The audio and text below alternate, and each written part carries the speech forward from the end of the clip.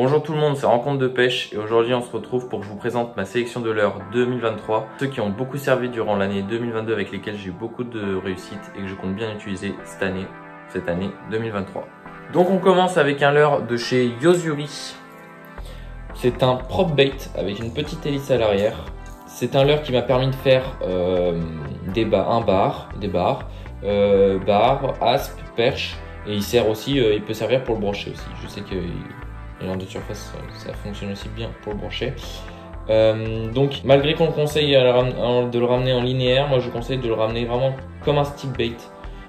C'est là où j'ai le plus de résultats. En général, quand je le ramène en linéaire, ça fonctionne pas vraiment. Et puis dès que je me mets à le ramener comme un stick bait, avec la petite hélice, hop, tout de suite beaucoup plus de résultats. C'est un leurre bruiteur, alors avec des bruits relativement aigus, un joli signal œil. Et en fait, la particularité de ce leurre aussi, je trouve, c'est que comme il est transparent avec un film à l'intérieur, un film holographique à l'intérieur, et donc quand il y a du soleil, c'est excellent, ça fait des reflets dans l'eau et les poissons sont assez soit agacés ou intrigués. Deuxième leurre de cette sélection qui m'a beaucoup servi durant l'année 2022 pour la pêche en Loire, c'est une cuillère, hop, petite cuillère taille 2. Moi je préconise la taille 2 puisque la taille 3 je la trouve un peu trop grosse et quand par exemple on fait un capot et qu'on voit en bord de Loire qu'il y a plein de petits poissons, on lance une petite cuillère taille 2, bam, tout le monde tape dedans. La cuillère taille 1 aussi marche bien, mais vraiment la taille 2 pour moi c'est la plus polyvalente. Et ça marche pour chevaine, perche, petite aspe aussi.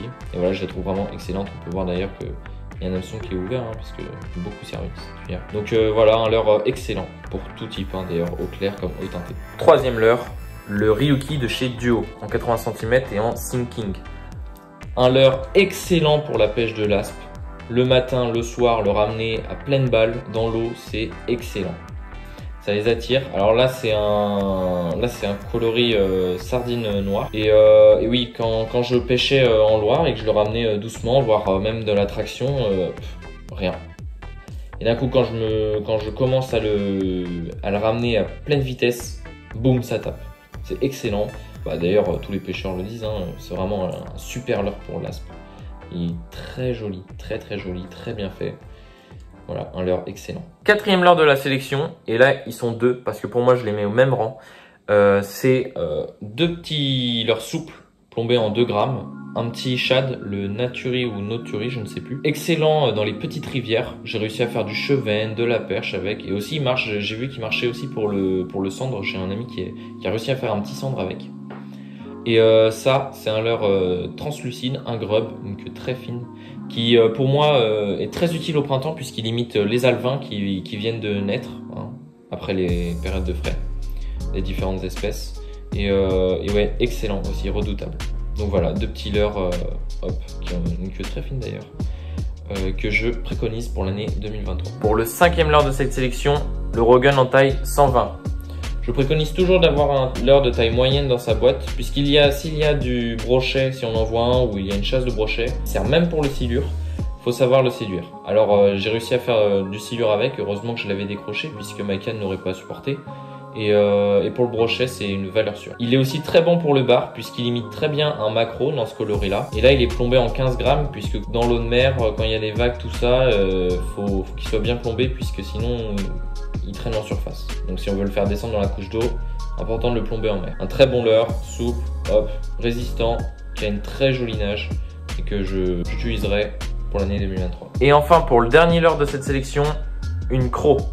Cette craw, c'est une craw d'Amazon qui est très efficace pour le black bass. Dans l'eau, elle se tient comme ceci, hop, avec les pinces vers le haut. Et ce que je trouve très bien, c'est qu'elle a de l'air dans les pinces, ce qui lui permet vraiment dans l'eau, avec le mouvement de l'eau, d'avoir une animation très vivante, même au repos, enfin même quand on l'anime pas. À vue, elle intéresse beaucoup les black bass, j'en ai fait quelques-uns avec, et pareil pour le chevaine, ça intéresse aussi. C'est vraiment un leurre excellent ce leurre-ci. Et enfin cette année, je me suis procuré des grubs, puisque j'aime beaucoup leur queue et leur nage. J'ai décidé de prendre pour ça la nouveauté de chez Caperlan, les Yubari Grub en 3,5 pouces. Ils vont m'être très utiles pour la pêche de la perche et du cendre et pourquoi pas du brochet aussi. Je les ai pris en coloris gris marron. Je l'ai trouvé excellent, très joli et hâte de faire du poisson avec. Donc voilà, avant de vous quitter, je vous montre ma boîte de leurre. Tac, comme ceci. Donc ouais, on a du popper, hein, très bon Fire Tiger, très bon au coucher du soleil. Le Metal Spot, excellente gigue. Si vous n'avez pas le Ryuki de chez Duo, je vous le conseille, hein, puisqu'il est, je sais que le Ryuki est un petit peu cher, hein. Donc ça pareil pour l'aspe le matin, hop, à ramener en fond de balle, c'est excellent. Voilà, un Whopper Popper trouvé en bord de Loire.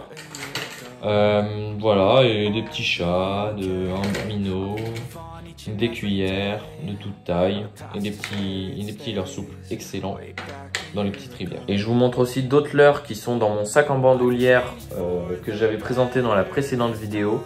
On y retrouve spinner bait, crank et cuillères, d'autres cuillères ondulantes, cuillères tournantes. Les cannes que j'utilise pour cette année, c'est pour la rivière, c'est 2 Wixon, une de 10 grammes et une 10-30 grammes. Pour moi, la plus polyvalente. Vraiment, si vous voulez prendre une première canne, c'est simple. Prenez une 10-30 grammes en 2m10, 2m40 hein, aussi.